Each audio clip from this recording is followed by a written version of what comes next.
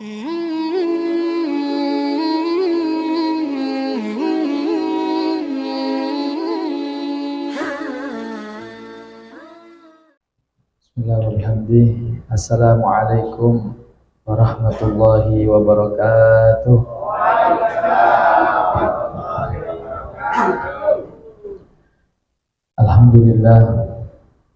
Alhamdulillahilladzi an'amana bi ni'matil iman wal islam. Aujaba alaina bisabri wassalati wassiyam wa hajji baitil haram. Asyhadu an la ilaha illallah wahdahu la syarika lah. Wa asyhadu anna Muhammadan abduhu wa rasuluhu la nabiyya ba'dah. Allahumma salli wa sallim wa barik ala sayyidina wa habibina wa syafi'ina wa maulana Muhammadin sallallahu alaihi wasallam wa ala alihi wa ashabihi wa man tabi'ahu wa nasarahu wa wala. Subhanaka la ilma lana illa ma 'allamtana innaka antal alimul hakim. Hasbunallahu wa ni'mal wakil. Fanqalabu bi ni'matin minallahi wa fadlin lam yamsashum su' wa taba'u ridwanallah wallahu zu fadlin 'azim. Allahumma anfa'na bima 'allamtana wa 'allimna ma yanfa'una rabbi zidna ilma.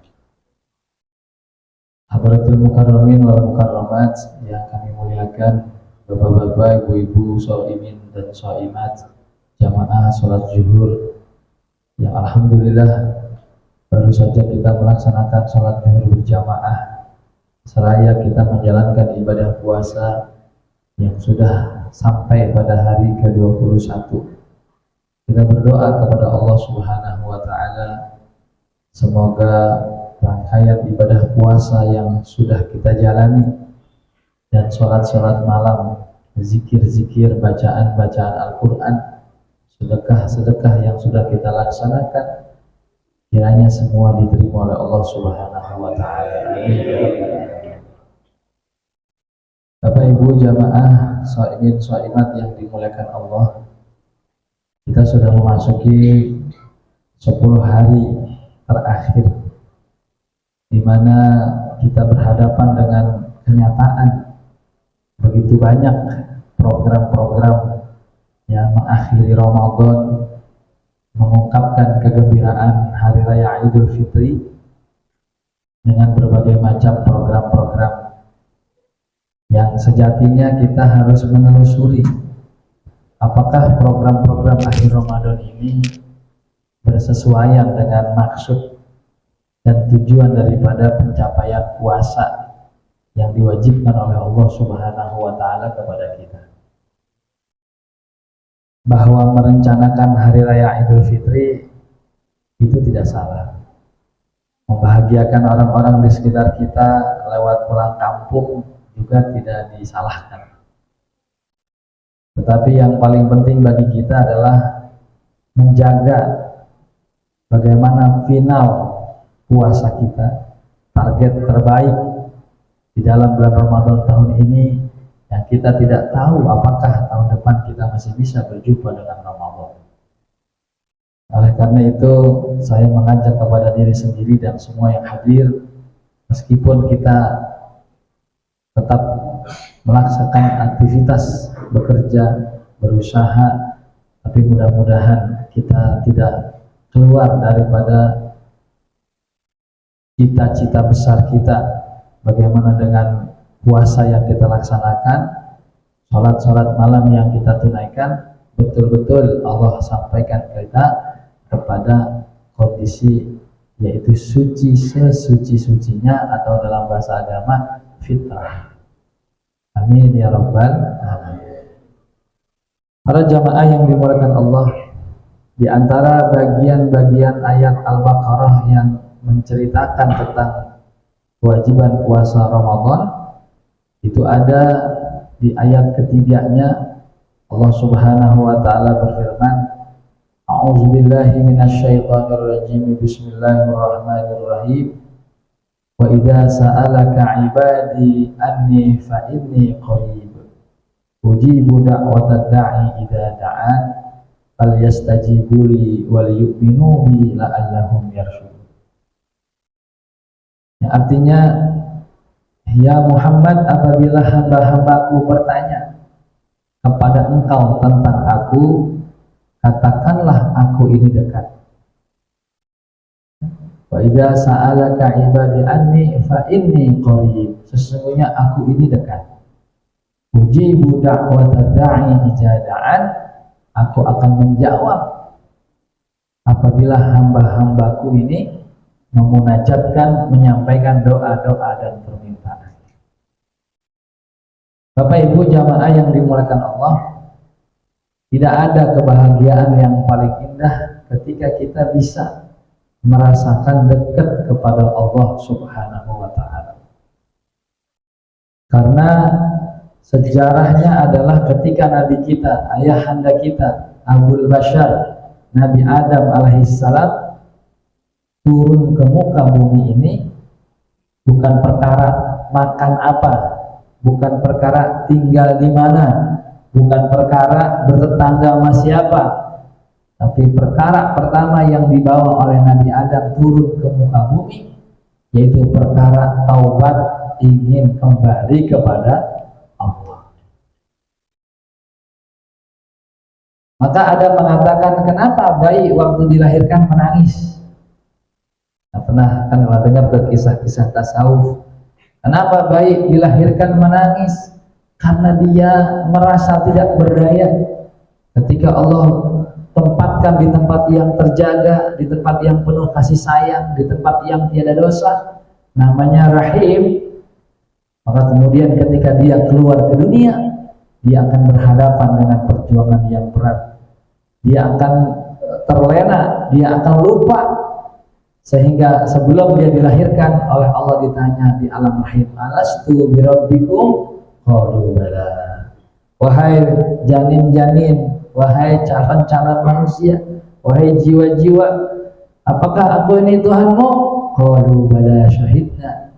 Ya benar ya Allah, kami menyaksikan bahwa Engkau Tuhan kami. Jadi kita ini kayak Nabi Adam bapak kita, begitu turun ke muka bumi, Nabi Adam itu taubat. Betul ya? Subhanaka Rabbana zalamna anfusana wa illam taghfir lana wa tarhamna lanakunanna minal khasirin. Jadi Nabi Adam tuh waktu turun ke muka bumi gak mikirin makan di mana, tinggal di mana. Pikiran pertama bagaimana taubatnya diterima oleh Allah Subhanahu wa Ta'ala. Makanya waktu jadi bayi pernah nggak mikirin mau beli baju di mana? Ya nggak ada. Waktu kita lahir dari bayi itu Allah nggak kasih. Ya Allah tidak tumbuhkan pemikiran kita, tapi Allah kasih namanya fitrah atau fitri. Kullu mauludin yuladu alal fitrah. Tiap bayi dilahirkan dengan membawa keadaan yang fitrah, fitri, suci. Ma'asyiral muslimin, shaimin dan shaimat, maka kalau kita telusuri di antara pencapaian besar daripada puasa Ramadan ini adalah kita hendak menapaki jalan pulang kita, mengembalikan kebersihan kita, kesucian hati kita, sehingga pada hari 1 Syawal disebut sebagai hari kembalinya kita kepada kesucian, yaitu hari Idul Fitri. Nah, sekarang istilahnya kita udah paham semua. Ya. Sekarang kira-kira kalau ibarat kita punya pekerjaan, seumpama dalam satu ruang kerja bertumpuk pekerjaan, lalu pekerjaan itu harus diselesaikan dalam waktu 30 hari. Setelah 21 hari ini kira-kira pekerjaan kita kelihatannya segitu-gitu aja, berkurang atau berantakan. Nih, bapak-bapak harus punya konsep begitu.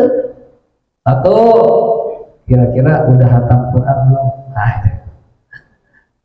dua, kira-kira udah pernah paham terjemah doa tarawih belum tuh ya? Udah ke 21 malam dibaca. Jangan-jangan gak pernah ngerti. Kira-kira udah paham gak tuh tentang Allahumma apa Allahumma inna nas'aluka ridhaka wal jannah, itu diulang-ulang tiap malam. Ini kan sebenarnya pekerjaan Ramadan yang akan menyempurnakan proses kembalinya kita fitrah. Jadi begitu besok Idul Fitri, kayaknya kita benar-benar pemenang. Bukan orang yang merasa menang, tapi orang yang benar-benar menang.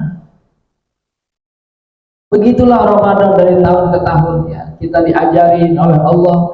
Maka kata Nabi, kalau saja umatku tahu kehebatan Ramadan, dia pengen semua bulan menjadi Ramadan. Ya, bukan puasanya, tapi keberkahan bulan Ramadan. Tentunya orang yang meraih berkah Ramadan, orang yang waktu siang harinya puasa. Kalau siang harinya nggak puasa, malamnya nyari Lailatul Qadar, gimana kira-kira? Siang nggak puasa, malam begadang nyari Lailatul Qadar, repot ini. Kayaknya ya anggap aja datang ke tanah suci pengen ketemu Nabi Muhammad, ketemu si orang Arab. Cuman bukan keturunan Nabi Muhammad, keturunan Abu Jahal. Ketemu emang, cuma dia nggak tahu ini keturunan siapa. Maka semalam ada kajian, hati-hati di bulan Ramadan ini, kalau kita lagi naik pelajaran, naik makom, zikir, wirid, nanti ada yang namanya nur dan ada yang namanya nar. Dua-duanya memberikan keterangan, dua-duanya terang. Ada nur yang memberikan keterangan, ada nar yang memberikan keterangan. Ya, kalau ini sekira-kira malam, terus kita nyalain obor, namanya apa nih? Nur apa nar? Hah? Nar, api, tapi terang nggak kanan kiri? Terang. Sekarang malam gelap, nyalain lampu, ini nur apa nar? Nur, terang nggak? Terang juga. Tapi ada orang yang setelah mendapat keterangan, dia menjadi tenang, nah itu nur namanya. Tapi ada orang yang dapat keterangan, dia menjadi gelisah, menjadi tidak stabil, itu namanya nar. Sehingga kalau ada orang malam Ramadan ini zikir, ngaji, tapi timbulnya merasa pintar, itu bukan nur, tapi apa? Nah, ada orang setelah hatam Quran kemana-mana cerita, gua udah hatam 3 kali. Itu nar apa? Ngepeknya kelihatan nanti. Efek daripada apa yang dia dapatkan. Maka Masya Allah, tabarakallah para jamaah yang dimuliakan Allah, yuk di 10 hari, 9 di 9 hari kita kejar, kita lelah-lelah, letih-letih, cari sumber nur, cari. Bagaimana Nabi kita, Nabi Musa alaihissalam jalan tertatih-tatih ke Bukit Tursina hanya karena di situ ada cahaya. Bagaimana binatang maron ya, yang mengorbankan sayap-sayapnya patah, keluar dari sumber-sumber tanah yang dalam hanya karena malamnya ada apa? Cahaya. Kira-kira sumber cahaya kita, masjid musola ini kira-kira makin kemarin makin dibanyakin apa makin dikurangin orangnya? Hah? Iya. Ini kira-kira kita pas malam-malam terakhir ini sumber cahaya kita nur apa nar kira-kira? Kalau nur kira-kira bikin damai, kalau nar bikin tegang. Mamanya datang ke musola damai, datang ke mall berantem mau bini, lagian nyarinya yang mahal banget. Kan itu sebenarnya pemahamannya begitu. Bagaimana hari ini para jemaah sekalian ya, menggunakan sisa 10 hari yang sangat luar biasa. Jadi kita akhirnya bukan lagi terjebak pada dimensi makan minum. Bahkan sudah nggak pengen makan terlalu banyak ketika kita buka puasa. Aduh, pusing lah makanan banyak amat sih. Kita pengennya dah air aja dah sama kurma 2. Terus pengen bengong aja merenung sama Allah, menikmati kemesraan sama Allah. Makanya kalau udah 10 hari terakhir buka masih komplain aja, istrinya bikin teh kurang manis, terus mulutnya matanya mendelik, aduh, berarti belum menikmati puasa. Siapa? Ya kita nih. Kalau buka puasa kan masih pengen terukur dengan kenikmatan makanan, nggak apa-apa, tapi terus latihan agar kenikmatan puasa kita bukan berbukanya, tapi ketika berbukanya. Kan Nabi ngomongnya bukan berbuka, ketika berbuka. Artinya kenikmatan orang berpuasa ketika berbuka itu jadi suasananya, bukan makanan. Sebab kalau makanannya, Nabi kita menikmati makan apa puasanya? Orang-orang terdahulu menikmati makan apa puasanya? Tidak. Nabi hanya berbuka dengan kurma, Nabi hanya berbuka dengan air putih. Lalu di mana kenikmatan puasa itu? Ketika mampu melaksanakan satu hari puasa ini dengan sempurna. Itu bahagianya, itu indahnya. Maka para jamaah sekalian, kalau tiba-tiba di siang hari di perusahaan kita ada kajian, ini bagian dari kebahagiaan. Ntar pas buka puasa tinggal ngomong, alhamdulillah ya Allah, telah aku jalani puasaku hari ini, aku hadiri majelis ilmu, aku dengarkan nasihat, aku berusaha kepada sahabat-sahabat. Itu yang menjadi barometer kebahagiaan ketika berbuka puasa. Masyaallah muslimin jamaah yang dimuliakan Allah. Oleh karena itu Allah Subhanahu wa taala ya datang kepada kita dengan segala sifat kasih sayangnya, lalu mengajak kita bicara. Makanya salah satu rahasia besar 10 hari Ramadan terakhir ini yaitu ada namanya Lailatul Qadar. Apa itu Lailatul Qadar? Malam turunnya Al-Qur'an.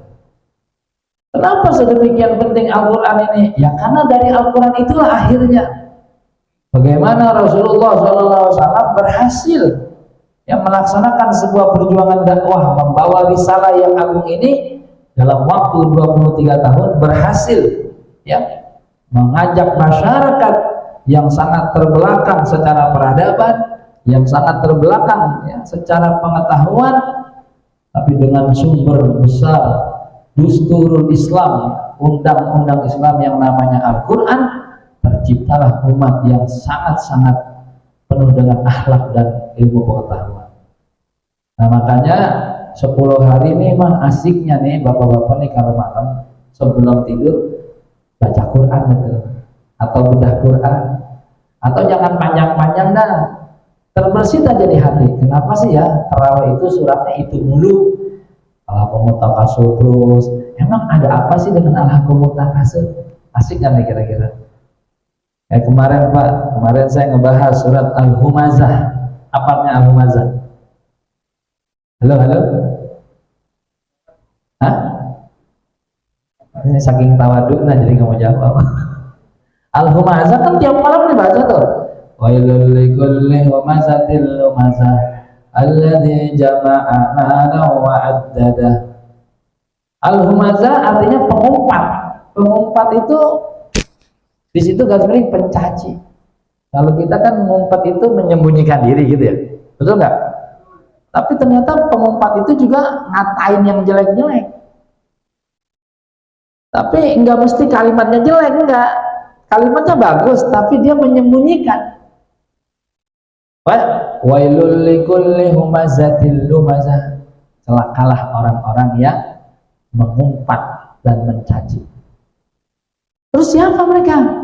Alladzi jama'a malahu wa addada, yang hidupnya hanya mengumpulkan harta dan menghitung-hitung saja.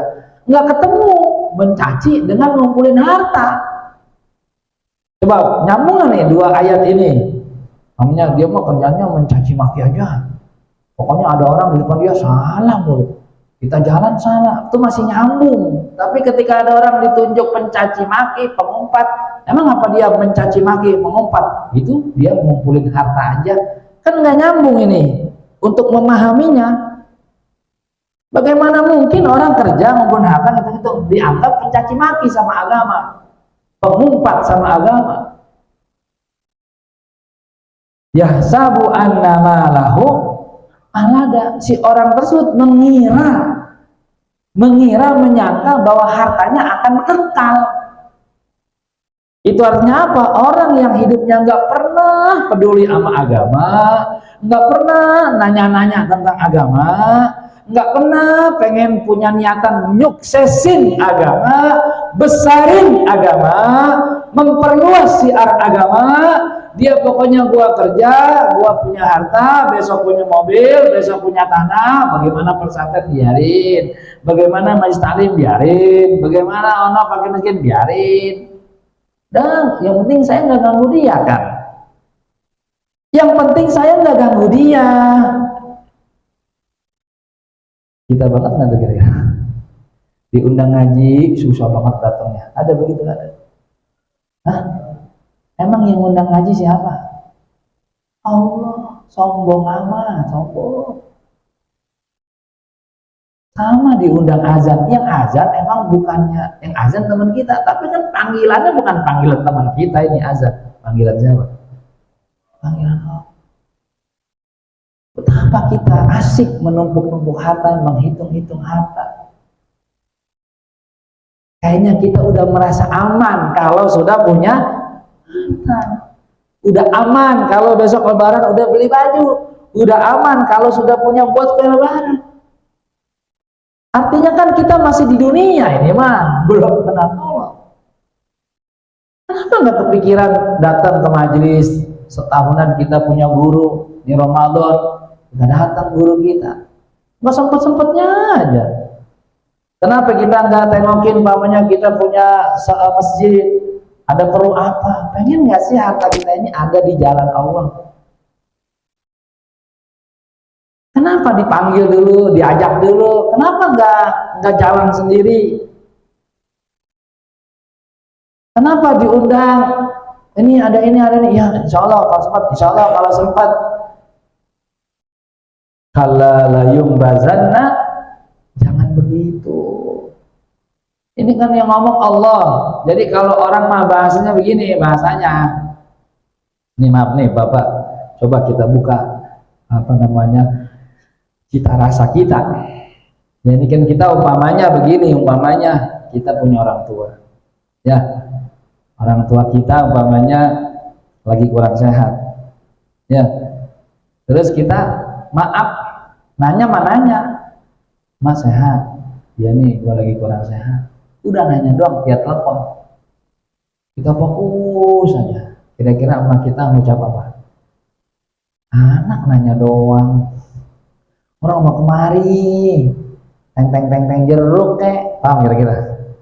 Ya kita udah bagus, udah sopan ngomongnya, Mas sehat, ya udah mah, ayo doain biar sembuh, cakep ngomongnya. Nanya sama DKM, gimana Pak? Jamaah banyak, alhamdulillah. Nanya, sholat kagak pernah ke masjid, ada begitu ada? Ada begitu ada? Nanya, ngaji bagaimana? Ngaji rame, duduk ngajinya kagak pernah. Ini kira-kira kalau bahasa lama-lama orang juga lu nanya mulu, nanya doang, ngasih saran, bahasanya ngasih saran, bantuin kagak. Ini masjid begini nih, kata Bu Mas, lu ngomong doang, keluarin dong duit. Paham kira-kira Pak? Jadi kepedulian kita kepada agama kita ini di Ramadan. Itu kalau bapak-bapaknya terus istirahat melihat musola, ya Ustadz musola saya udah 10 terakhir sepi, terus ikut di rumah, ya kelar urusan sama dia udah berarti. Kita udah kan ini mah udah di mana-mana sama udah 10 malam terakhir judulnya sama udah nggak di mana-mana. Saya di kampung aja, di kampung Sepatan, masya Allah di musola salat tarawih berempat. Bilang ya Allah. Jadi yang satu yang punya musola, yang satu RW, yang satu imamnya. Udah saya ikut ya. Artinya para jamaah yuk sama-sama ya. Saya tidak menyalahkan persiapan kita pulang kampung, lebaran. Walaupun sebenarnya tidak ada kesalahan kalau pulang kampung kita tidak mesti Ramadan. Betul nggak? Kira-kira kalau di Ramadan ada yang nggak pulang kampung terus jadi dosa? Enggak, emang ada peraturannya. Itu bagus-bagus aja. Yang penting pola awalnya ini yang menjadi target kita nggak hilang. Jadi kalau bahasanya mah ada tujuan utama, ada tujuan pendamping. Jadi jangan sampai gara-gara pendampingan yang utamanya kehilangan. Nah gitu. Yang kedua apa? Yang kedua nih sisa-sisa malam Ramadan ini maaf, ini kan hadiah nih. Allah ini nggak ngelihat pinter sama agaknya ya. Pokoknya ini malam-malam akhir Ramadan udah Allah buka dah. Kalau bahasanya mah cuci gudang, semua dilimpahkan ini malam-malam. Makanya Imamul Ghazali dalam kitab Mukasyafatul Qulub itu mengutip pendapat para ulama sahabat ya. Menurut mereka saya lebih mencintai, saya lebih menyenangi kalau di malam-malam terakhir ini setiap kita menghidupkan malam itu walau hanya 1 sampai 2 jam saja, 1 sampai 2 jam saja, ketimbang kita menghidupkan 1 malam di antara 10 full dari Isya sampai subuh. Kita begadang cuman 1 doang, sementara malamnya ada berapa tadi? 10. Yang kita kejar 1 doang nih, malam berapa nih? Full tuh dari pagi dari maghrib sampai subuh. Kata para ulama, lebih saya senangi enggak begitu, tapi tiap malam walau hanya 1 sampai 2 jam, tapi tiap malam. Jadi tetap malam-malamnya tidur gitu, enggak begadang, tapi khusus ada 1 sampai 2 jam. Terus gimana Ustaz? Ya udah manggung di rumah pakai sejadah jam 11 sampai jam 1, kan 2 jam itu. Atau tidur ntar jam 12, jam setengah 1 bangun istri kita, tapi bangun, ntar beliau repot-repot masa kita manggung baca Quran, zikir, doain tetangga, doain saudara, doain istri, doain anak. Emang begitu loh, begitu aja. Ya kalau udah ada tugas seperti namanya nolongin orang yang sahur boleh juga, tapi intinya bagi kita ini disitulah volume malamnya ditambahin. Kan mulai 16 Ramadan kan volumenya ditambahin. Yang pertama surat Al-Ikhlas diganti dengan surat Al-Qadar ya. Biasanya kan alhaqumut takasur kulhu gitu kan, wal asr kulhu. Sekarang kan dibalik. Inna anzalnahu alhaqumut takasur, inna anzalnahu wal asr, inna anzalnahu. Artinya udah tambah tuh volume ibadahnya, yang kemarin cuma 3 ayat dulu, sekarang 5 ayat Al-Qadar. Terus di ujung witir ada apa? Kunut. Itu bagian tambah. Harus. Ya kalau bicara bab-babnya pikirnya ada, tapi secara hikmahnya emang memasuki 10 malam terakhir ditambahin. Jadi kalau bisa nanti umpamanya di antara silsilah tarawih ditambah-tambahin doa. Allahumma inna nas'aluka ridhaka wal jannah wa na'udzubika min sakhatika wan nar. Atau biasanya pas udah malam-malam 10 tuh musola rada terang karena biasanya ada panitia lah. Panitia zakat. Wah, itu apalah nama. Terus kalau bisa jangan buru-buru pulang, atau habis pulang kita balik lagi. Terus gimana Ustaz kalau di musola, di masjid belonjor-belonjor tidur? Ya nggak apa-apa, yang penting kita niat iktikaf. Karena Nabi 10 hari terakhir itu beriktikaf di masjid. Ma'asyiral muslimin, jamaah yang dimuliakan Allah, shaimin dan shaimat, semakin kita sering latihan begitu, nanti hati kita punya rasa ingin tahu.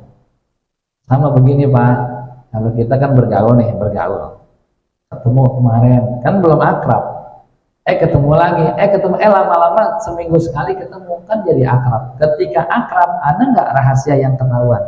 Ada.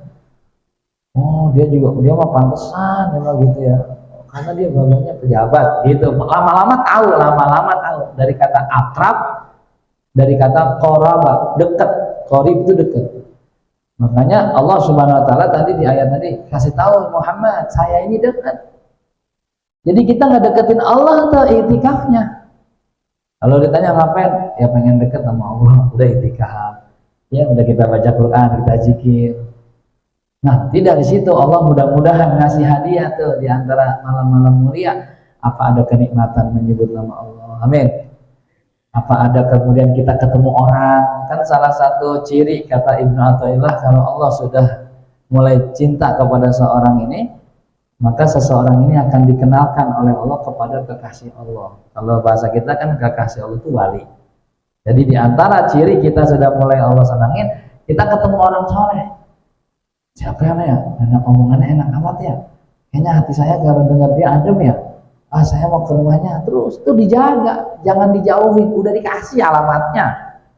Malah kita nggak mau ketemu dia, kita main yang lain. Ya, tadi ambil lagi, dihapus. Nah, termasuk ini ya, kita kerja di sini, faidahnya setiap pekan 2 pengajian. Sepekan 4. Senin, Selasa, Rabu, Kamis. Wah, pintar semua ini. Amin. Nah, artinya dari pemahaman itu bapak-bapak tumbuh syukur. Ya Allah, Tiap johor dikasih tausiah. Nah, catat, ingetin. Begitu ada yang ketemu, tek, pembahasan, kejar. Nanti ya Allah, abis Ramadan itu penceramah yang hari kesekian. Kayaknya saya ketemu banget hati saya. Pengen nyambung ya Allah, habis Lebaran selama ini saya nggak ngaji-ngaji. Saya pengen punya pembimbing yang bisa mengantarkan keridhaan. Harga mati. Itu ciri-ciri berkahnya Ramadan.